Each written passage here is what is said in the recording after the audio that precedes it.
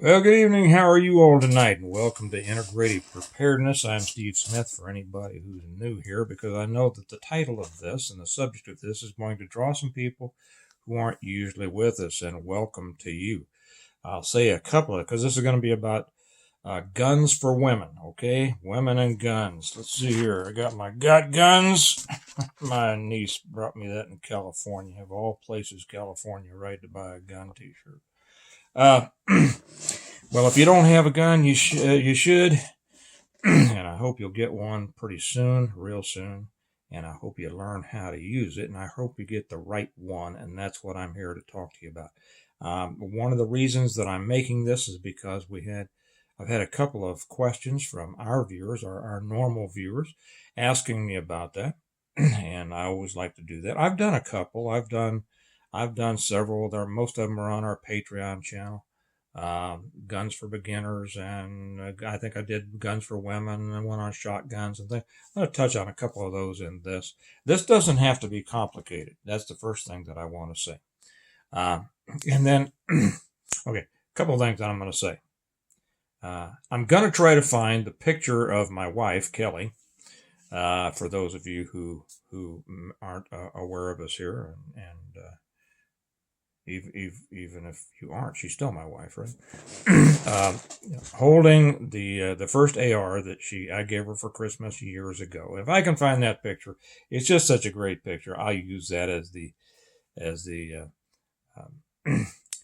the picture for, what do they call it? Whatever the thumbnail. Okay.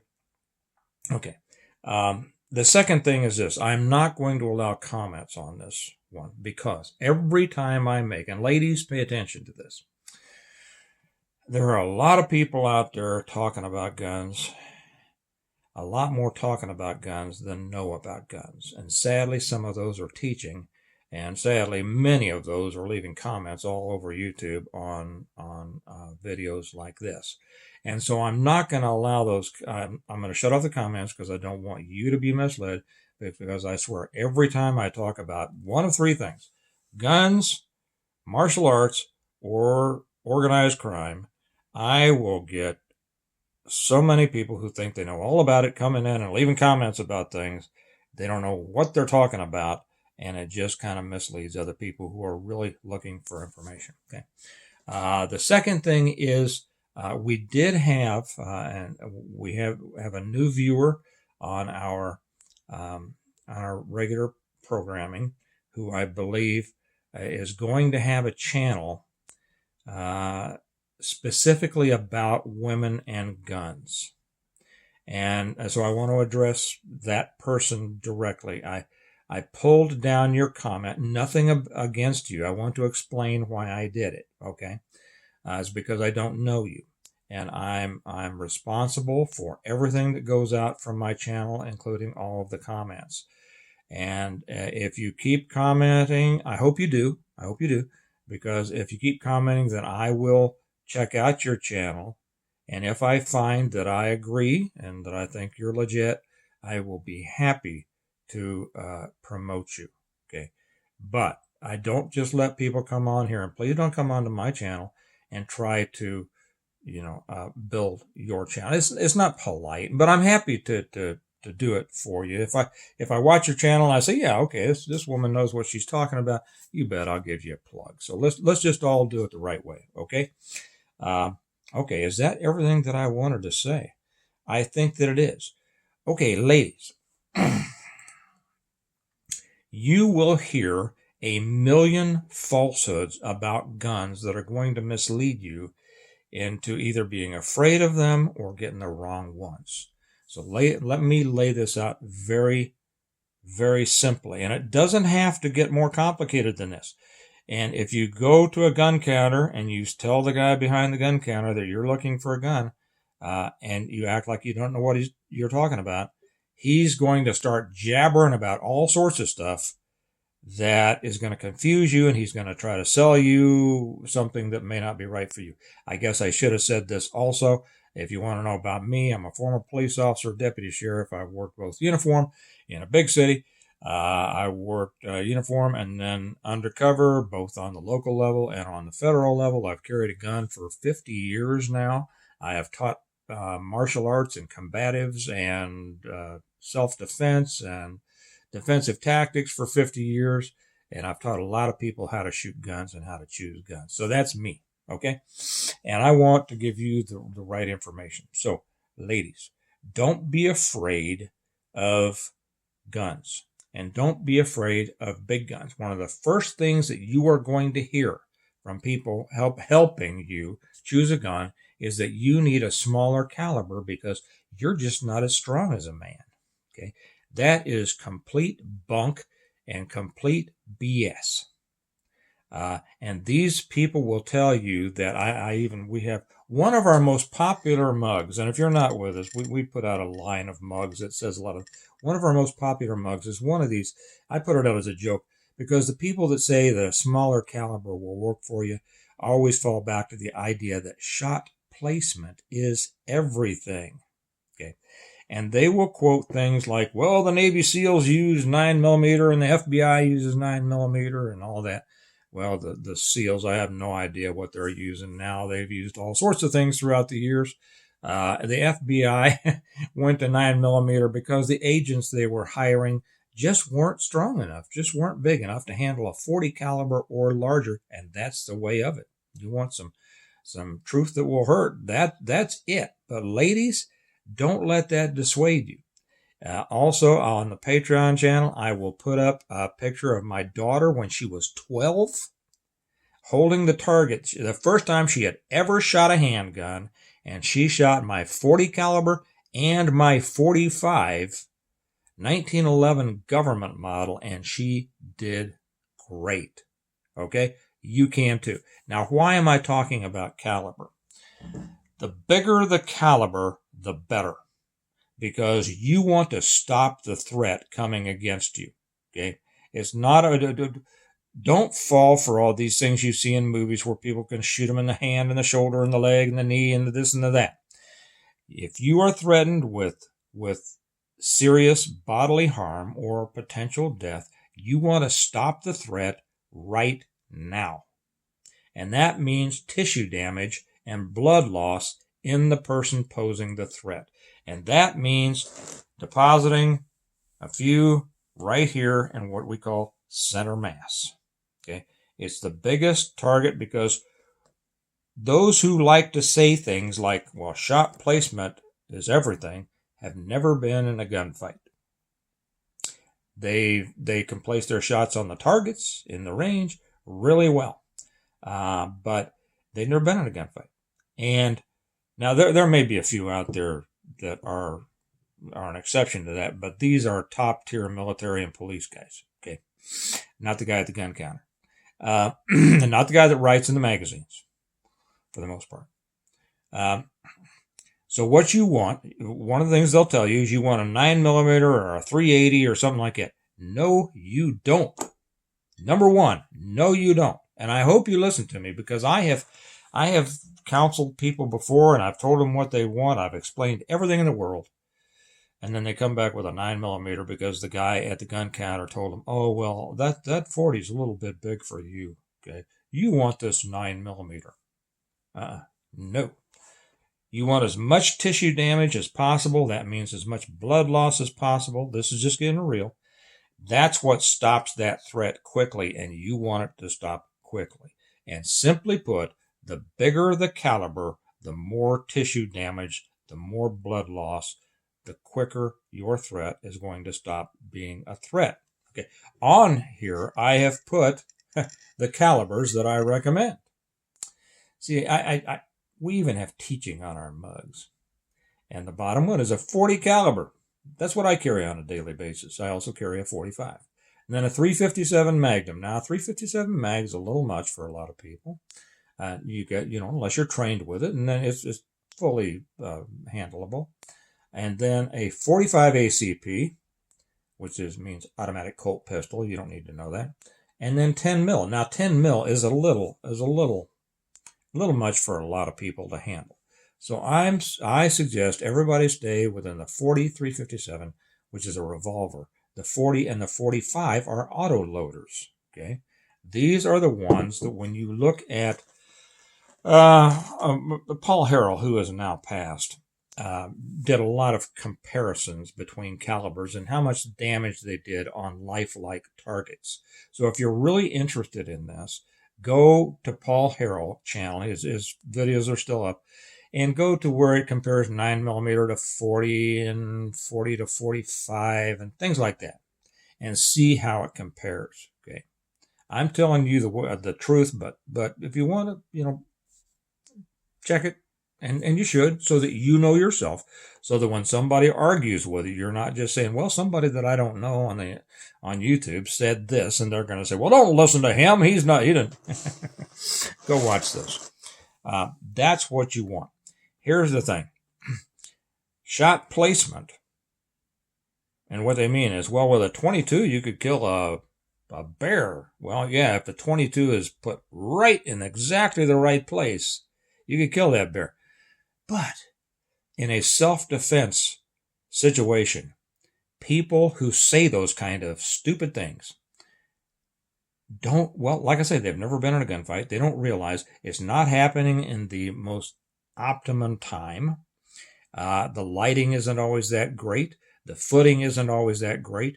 You're hyped up. You have just been threatened. Your adrenaline is screaming. They're probably hopped up. You're moving around. They're moving around. You're trying to get your gun.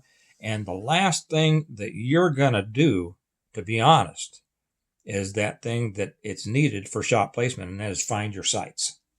That's why I've done some videos on this too. That's why I teach intuitive shooting to start off with, which is also called point shooting. I'm not going to get into that now. I'll do another one on that on Patreon. Okay. If you're not with us on Patreon, the link's down below. It costs you $1 a month.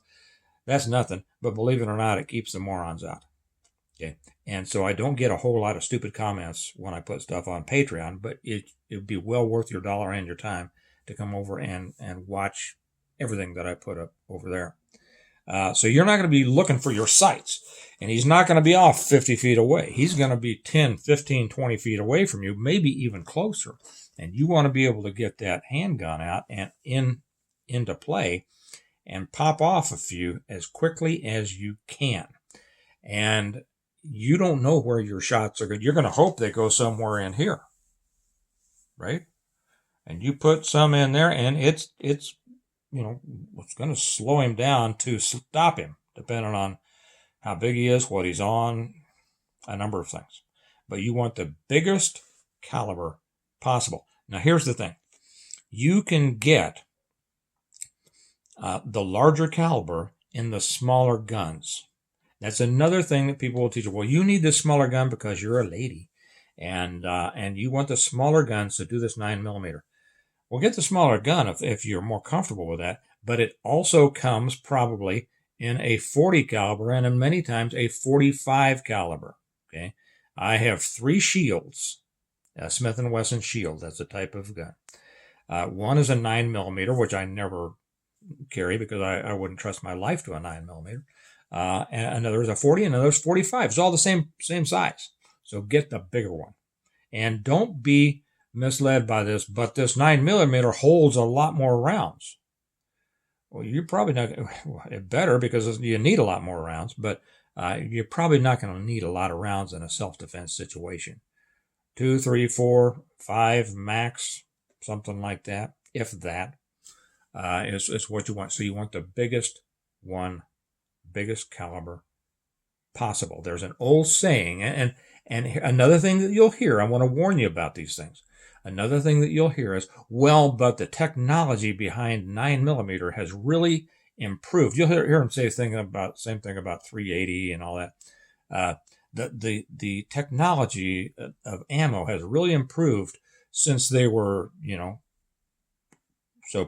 such a poor round. It's still a poor round. Do they not think that the technology has also improved in the better calibers? It has. Another thing you'll hear is, well, but it's better than nothing.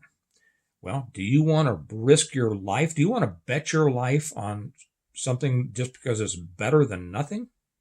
I wouldn't want my wife to risk her life on it. I want her to have something that's effective. And I consider 9mm sub-effective. And 380 very sub-effective. So when you realize that you can carry the bigger caliber, which was much more effective, and you can handle it. My 12-year-old daughter can handle it.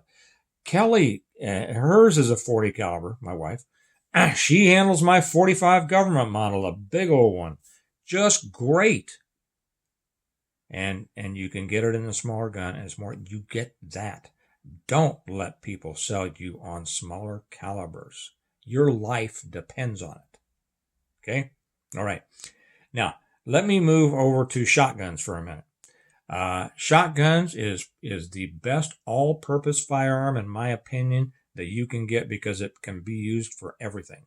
It can be used for self-defense. It can be used for hunting everything from birds, if you use birdshot, to elephants, if you want to use slugs. And the two most popular, of course, are 12 gauge, which is the largest that most people are aware of. It's what we used in our squad cars.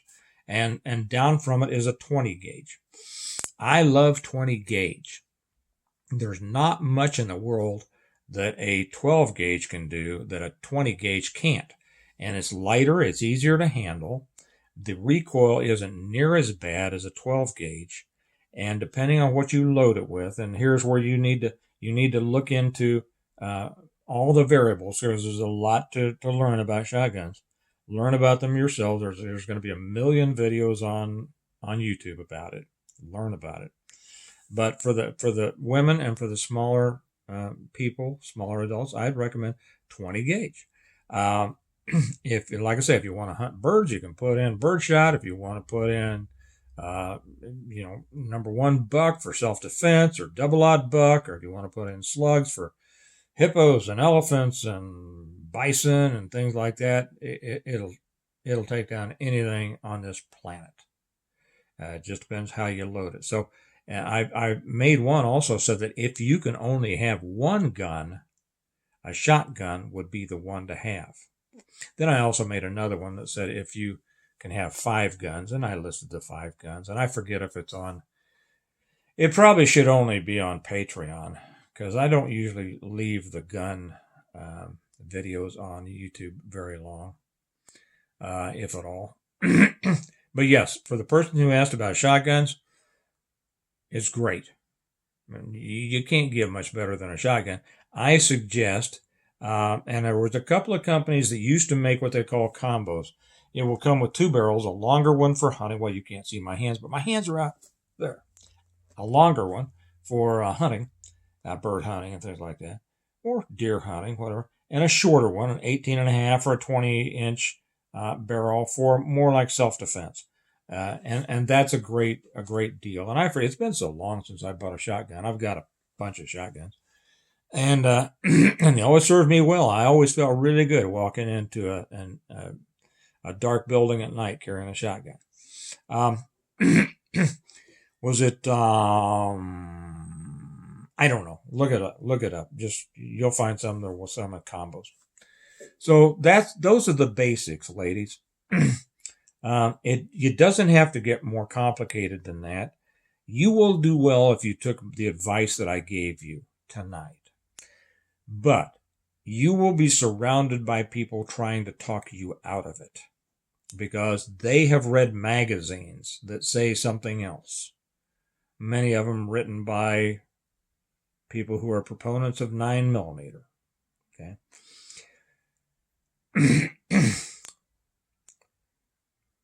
Use your head.